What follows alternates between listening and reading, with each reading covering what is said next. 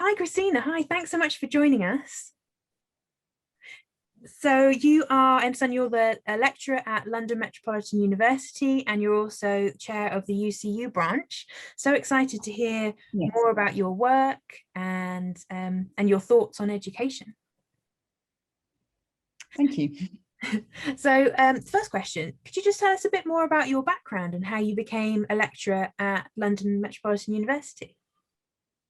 Yes, so I was a student there when I was 20. I did a musical instrument making course, and then the university got changed into various combinations and became London Metropolitan University.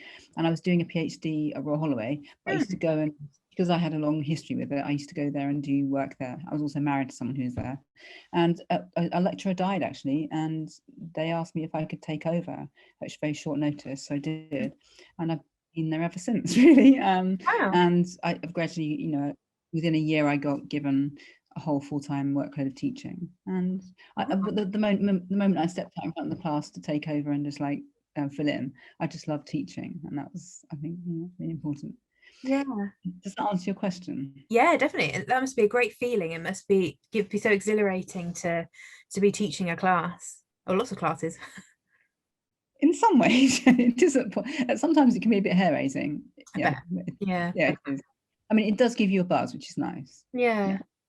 But I think, I mean, maybe you'd like to know also how I became a trade union rep, perhaps? Yeah, definitely. Yeah. Yes, so about 8 years ago, I've been on effectively what is a 0 hours contract for 17 years. Wow. So I work more or less full time, and I've been on a 0 hours contract despite constantly asking them to put me onto a permanent contract. Wow. And about 8 years ago, when I just got, I decided I needed to do something about this. So I joined the union branch and started campaigning on 0 hours contracts. And then very quickly, within 2 years, I'd got onto the NEC of the union.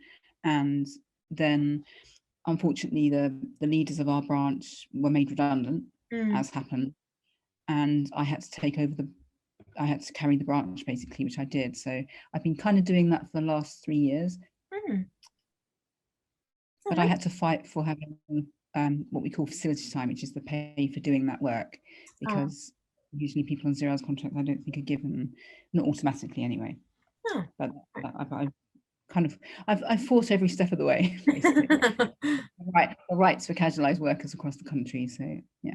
Oh, it's amazing. Definitely want to delve into that as we go through our chat. Yeah, fascinating. Yeah. And so you mentioned that you were doing a musical instrument course. So what's your experience of education growing up? What have you done? What's your experience been? Well, I mean, my subject area is music and history, basically. So music's history and politics. I've been doing music since I could stand and breathe.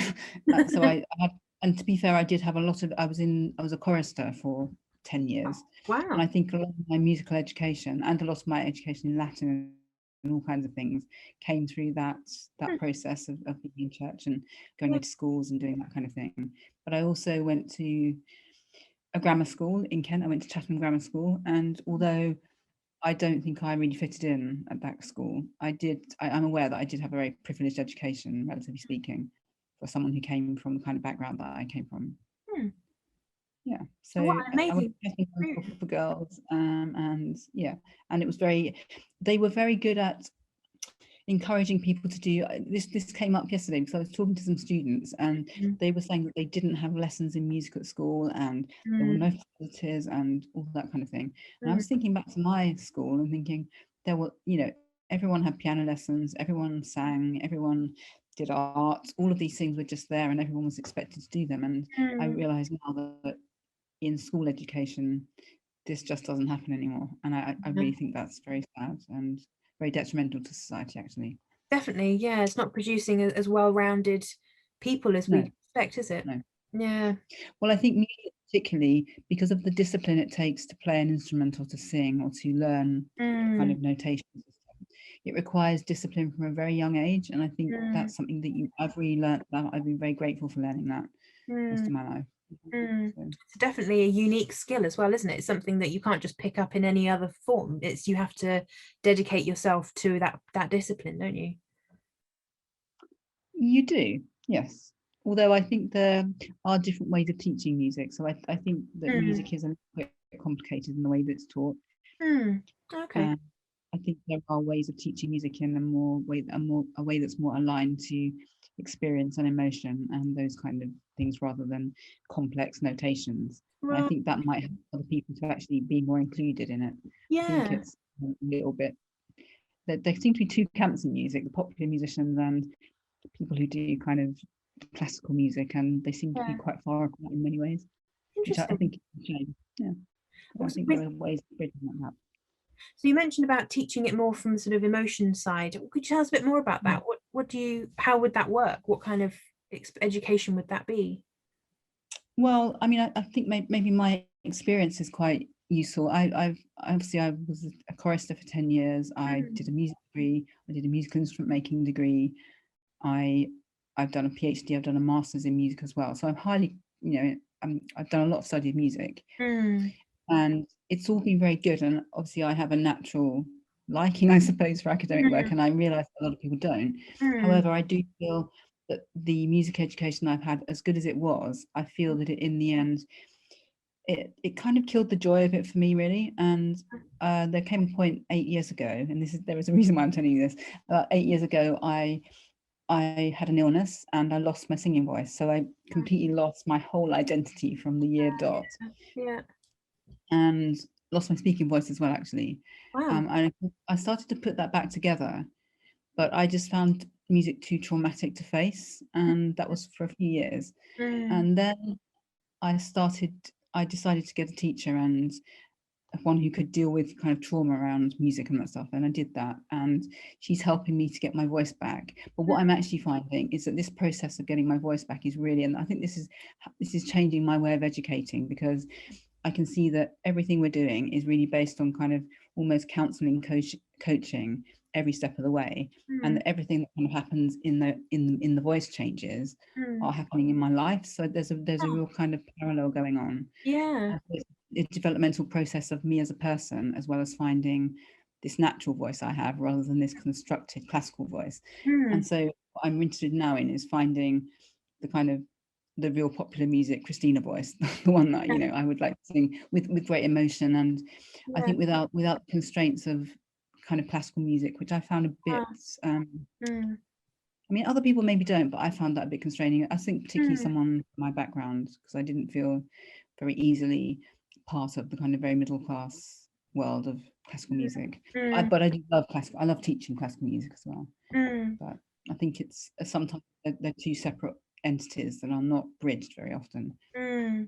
Yeah, so I'd like to do more of that. But I think to answer your question, sorry, that was a long ramble around answering your question. I think if you teach music with my students, I find that you have to find ways in with them, because otherwise if you just sit and say, right, you've got to reference this 20 times and you've got to write this long essay and do this dissertation and blah, blah, blah, they have no real way in. If you find performers and experiences in music that they're really interested in and issues that they're interested in, then it gives them a kind of a sense of ownership of it, and then you can kind of teach them the other things as tools to get them to where they want to be, which is to understand what's going on. So I think it's about finding ways in for students as well, and that's what's really changed in my teaching. I think I'm now almost going back to the beginnings of music. I am actually going back. I'm actually taking myself back to a complete world of not assuming anything and just learning it from the beginning, and a lot of emotion in it. And I think I'm understanding a lot more at where my students are. That makes sense. Yeah, it does. I love that kind of symbiosis between sort of education, music, and then you as a person, and how they all sort of feed into each other and affect each other. That's such it's really interesting view of education and experience of education. And I think it has affected my education, the way I educate, because very much, I mean, I always have been like this in a way, but I'm very much into discussion. Everything is discussed in my classes. I kind of work on assignments with students, and I believe in reflective learning. I believe in spiral learning, and everything is done in class. And I think that the students' experience and their way of understanding something is more, if not more important than what I can, I'm learning from them as much as they are learning from me, I think also. Oh, that's lovely. Yeah, no, it does make sense. Yeah. So I know that you're doing a PhD in music at Royal Holloway at the moment. That's right, isn't it? Yeah. And what are the main themes that you're bringing into your research there? Oh yes. Okay. So it started off as an investigation of historical singing voices, because I used to be interested in singing opera, and very quickly I realized that these 18th century singers, sorry, 18th century music that I'm interested in, these 18th century singers were featured in the press a lot, and they were featured in relation to issues of politics and issues of religion and issues of contracts, things that were not necessarily musical per se. And I'm really interested in those issues around them, and that led off a whole kind of process through which I basically examined female singers. So what I did is I started to look at how female singers operated in the music industry of the time, and how they were represented, and how actually for most female composers, performers, singers, teachers, they haven't really been included in music's history. It's been very white and male, to put it bluntly, and I think that's true in a lot of disciplines, but in particular in music. And so I got very into cultural musicology and feminist musicology, and understanding, wanting to redress the balance and bring these amazing, wonderful female opera singers of the 18th century into a kind of light, into life, and to see the kind of connection between those and, you know, a lot of opera singers were part of the suffragette movement, for example, so they've always been kind of at the forefront as film stars, I suppose, you know, using the kind of clout to represent issues. And I think, so for me, the representation of women in the music industry is a fundamental issue. And I think also the power of singers to represent issues of society. But I'm very interested in how politics interacts with music, and how, for example, practical things like even careers and marriage can impact whether a singer can actually sing, because your husband has control of your earnings and your body. So these things that may, you know, we probably wouldn't think about now, really were really important. So I got very into that. I spent several days in the British Library actually crying, because I was looking at the history of my sisters in the 18th century and how they were treated and how they actually felt, in all areas of life actually, and it was quite traumatic to go through. But you have to do that sometimes in historical research to find the truth, and to find what you can find in a silenced musical record. And also there were quite a lot of issues of xenophobia and nationalism as well, because these were often Italian singers in London during a time of in the Napoleonic Wars. So obviously there's quite a lot of continental, as there still is actually, quite a lot of English reserve towards continental people, I would say. Wow, fascinating. And what are you hoping to do with with the research? Are you hoping to write a book, or publish a paper, or what you're hoping to do? Well, I've published quite a few papers, and I've found that because I had to start grappling with issues of culture and issues of representation, semiotics, all those kinds of cultural theory issues, I found it's really affected my teaching, because it's given me a whole different area which I can use in kind of accessing music. So, and I use that to teach my students as well. So I think in teaching is definitely a way that I've used it. I think I would like to write a book, but most of all, I'd like to do a television series, because I think if you could bring these singers to life, and you could make a really amazing television series. So I think something like that would be good. Yeah, definitely. I guess it must also influence your other roles in activism and politics in lots of translatable ways, those themes that you mentioned that you were looking at in relation to the singers. Can you talk a bit more about how they sort of influence your other roles? Yeah, so I think for me, and I think for most people actually, looking at the music industry, which is kind of, my PhD is a study of the music and theatre industries, and how the place that women have had in those industries. When you look at the music industry now, and I often teach this to my students, and you look back in the 18th century, not that much has changed. I mean, we've got a bit more technology, of course, but the issues of class, race, disability, all of those, gender, all of those issues are really quite at issue in the music industry, and really it is a very kind of ableist white male culture. And so I think I really, that is even true in the trade union movement. And I was very surprised, because when I first started doing trade union work, I thought that that was going to be the answer to everything. Socialism will prevail, everything will be equal. And you know, I've learned not to be so naive, but it's a very long way from that, actually. I think looking at the way, particularly, I mean, it's the same for any equality struggle, but looking at the way people are discriminated against requires deep cultural change. It's not just about going and standing with a placard and saying we need rights, which we do, of course. You've got to change the culture, and I think that's a whole that's a really big thing to do, and a really big area, and I think that takes everyone to do that. So, I mean, the issues of voice generally, I suppose, as in singing voice, speaking voice, activism voice to say what you need, voice to have the rights that you want, all of those kind of issues, giving a voice to casualised workers, giving a voice to disabled workers, all of this kind of thing. I've been campaigning on pretty much 24/7 for the last 8 years until recently, when I've decided to take a little bit of a rest and try and sort my own things in my life I've got to sort out. So I think I think the issue that the other thing that I think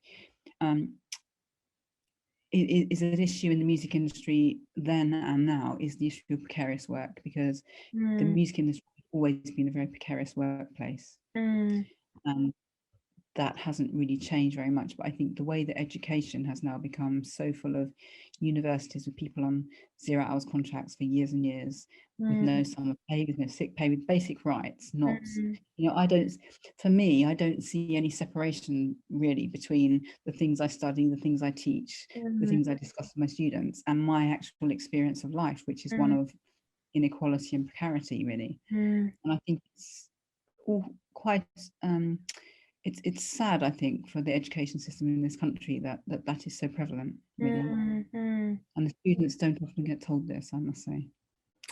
Yeah, I guess it would be disincentivizing for them, wouldn't it, if they knew that was what was to come, unless things change, which hopefully they will. It's amazing to see how you're bringing such, on paper, different disciplines together under a very clear common denominator of voice, and whether on various issues, and also, like you say, whether that's your rights, whether that's singing voices, whether that, it's just amazing that you sort of brought that all together in such a coherent, impactful way.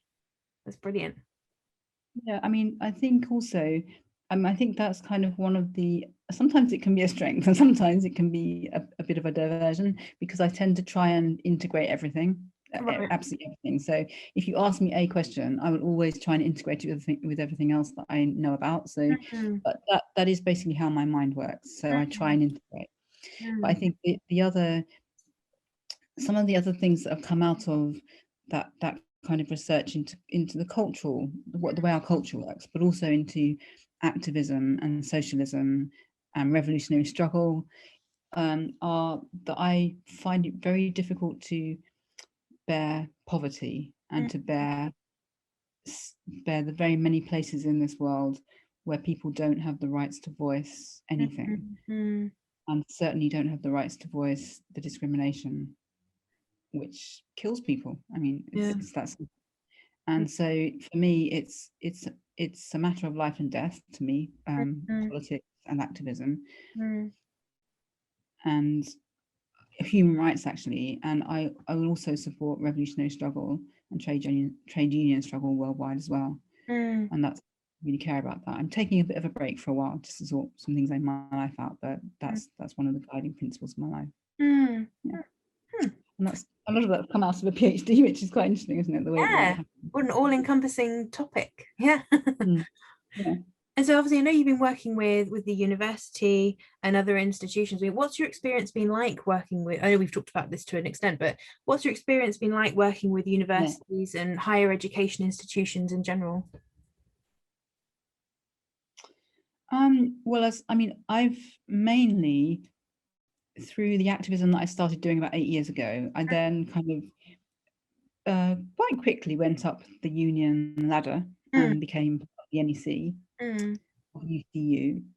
And through the activism that I did, and through that role as well, I've I've kind of networked with many branches across the country.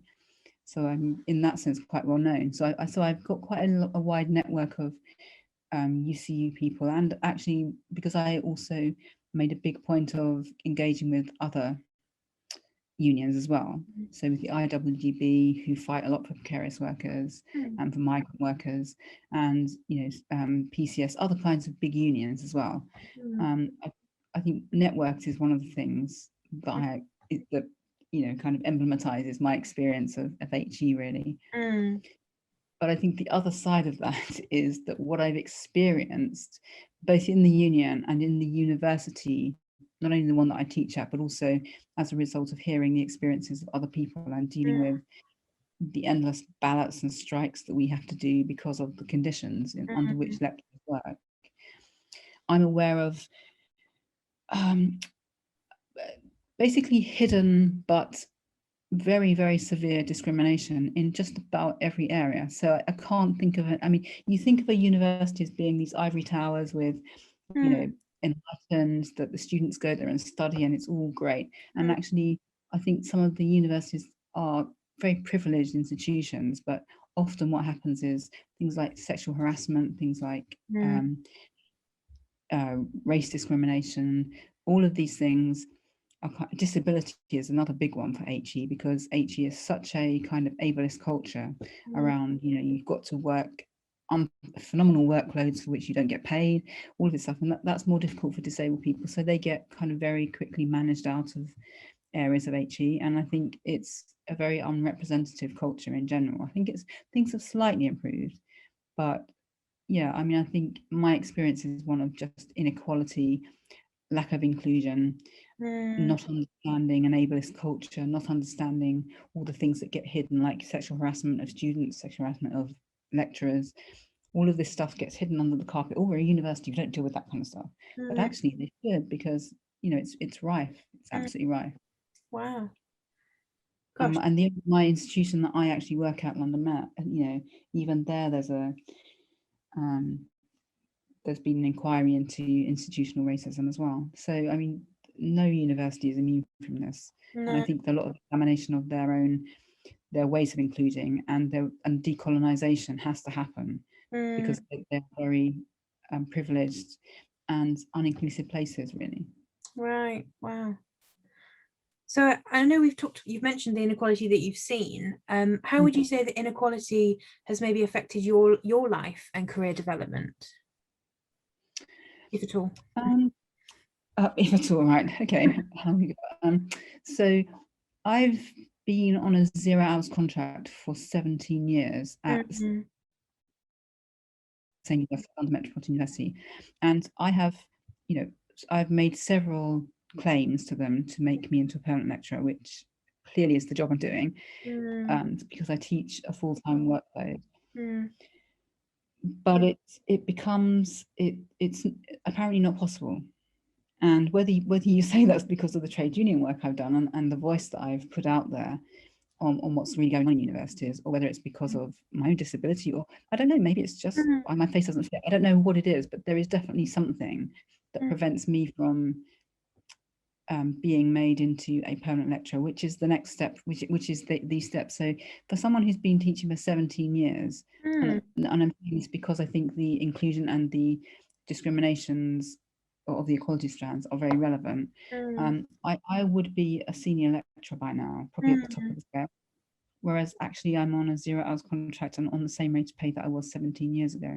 Wow. I mean, respectively, obviously it goes up with inflation, but I've had I seek it all the time, but it's very difficult to get any promotion. The most promotion I ever had was when I was made into module leader, and that's, and I've seen male lecturers in the same, even in the same department actually, or the same university, go very quickly up the ladder. And I know that this is not to do with ability, and I know how quickly I can go up ladders because I've done it in UCU. So I find, so I think my answer would be to that. I think various forms of inequality have affected my career development, but I think probably the largest one is actually what I would call the precarious work inequality, which I think is an inequality. It's not, I know it's not a strand, but it is an inequality. And I think you find disproportionately that all of the equality strands are represented on 0 hours contracts much more than any other.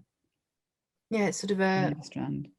bottleneck for a lot of different inequalities, isn't it? It's the way it all comes out.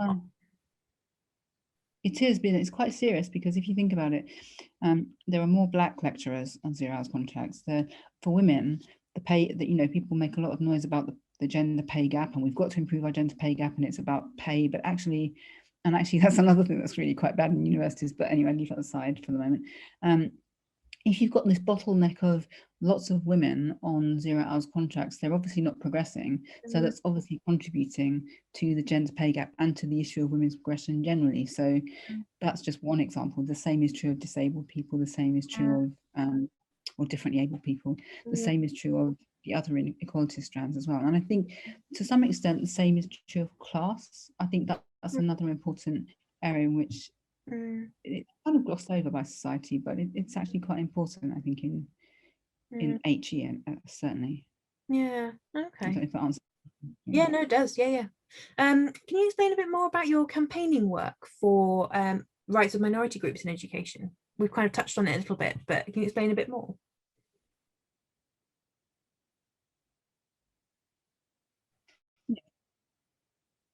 Yeah, cool. So at almost every level of trade union and socialist and campaigning activity, I've been involved over the last 8 years particularly, but I've always been quite political. But, you know, I've been to Parliament and taken early day motions. I've been involved in focus groups at Parliament. I've been out on the street a lot of the time. I've been involved in strikes. I've been involved in, you know, most of the kind of bread and butter of protests. That has been a very, very big part of the last 8 years of my life. You know, most demos you would find me there with my banner, calling for equality.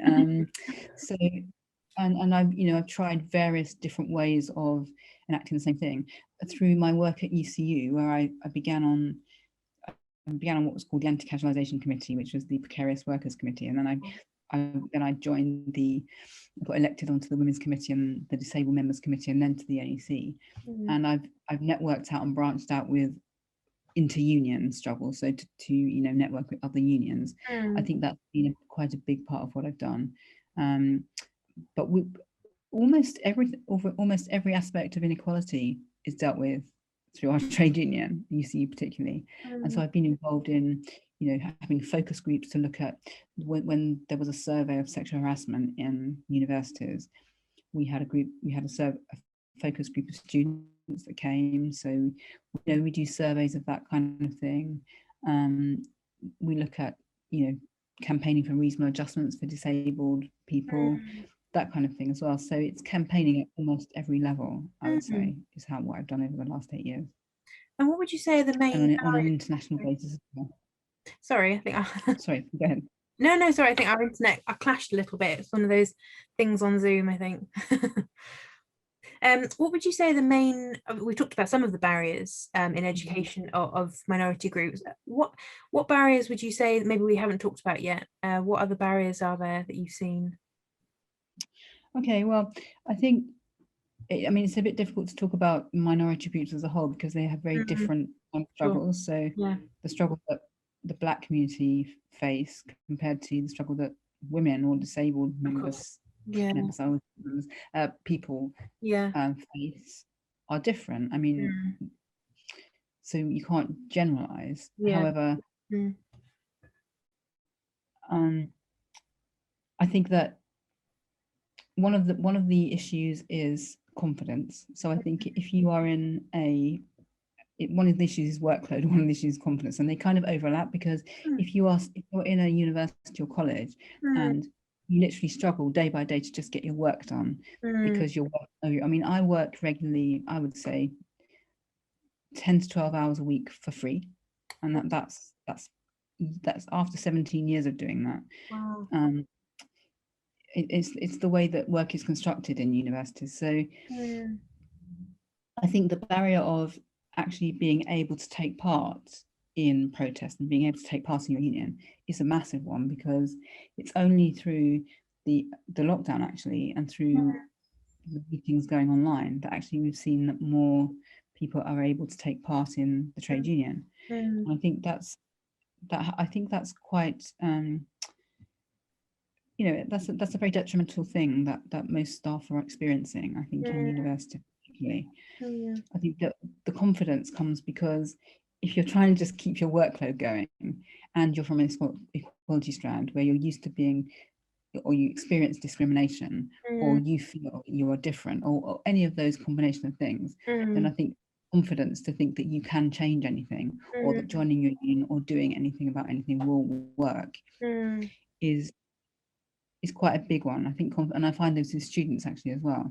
The confidence issue around kind of actually doing work is a big one. So I think confidence is a really important kind of coaching element that needs to be looked at. But I would say fundamentally it's education and inclusion and access. So if people don't have access to education, and then they don't have access to the jobs that come with education, then we're never going to have a representative workforce. We're just going to have the privileged people who can work, who could do the education. So I think fundamentally access to education is the very basic yardstick through which all of this has to come, and through which the deep cultural roots in this country need to be re-examined and changed. Because I mean, the same is true of the Black Lives Matter movement, isn't it? We can't just pull a few statues down and say it has to be a deep cultural change, and we all have to look at ourselves and examine our biases and look at and understand someone from their perspective, how they feel. I think is one of the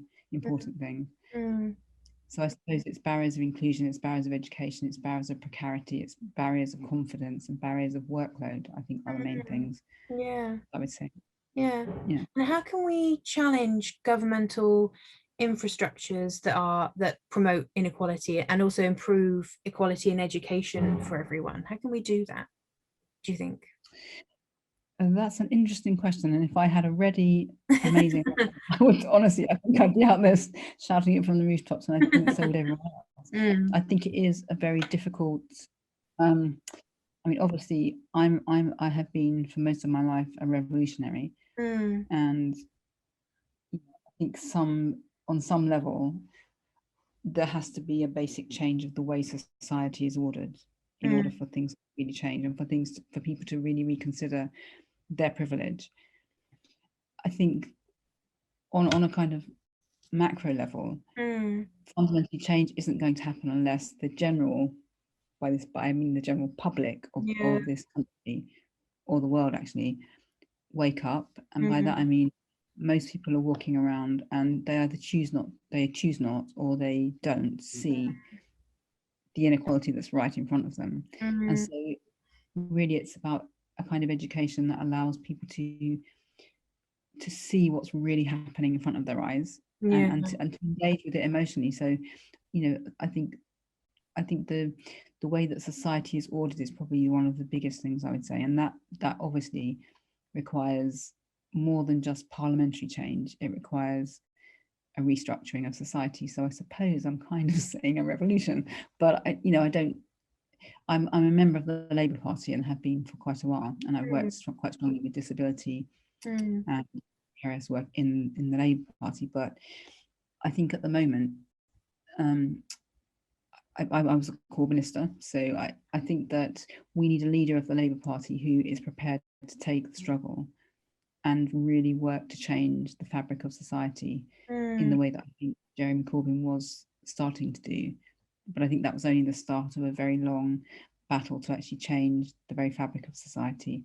So, I mean, things like doing stuff in Parliament, having early day motions, having laws that change are useful things, but they don't really deal with the fact that women don't feel safe on the streets, the fact that, women don't feel any safer at home often than they do on the streets. So something is really wrong with the way our basic society is working, and all of the things that we could do would be very good, but unless those things change, unless we re-educate and I think education is fundamental. That's why I'm an educationalist. That's what I teach, because I think helping people to understand what the world is and what their part can be in that. I think a transformative sense of that there is something you can do, and I think this is when, because if you see a lot of very famous performers standing up, rapping, or live aiding about issues of the world, and that's very inspirational to young people. And I think that's a really important way that music can act as a voice, and always has done.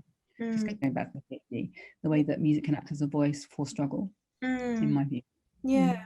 Well, what a lovely note to end on. I think that bringing it back as music as a way to help people and to tackle the struggle to achieve equality. Hopefully, that's a lovely aspiration. And I hope that is something that can come about and have a real impact.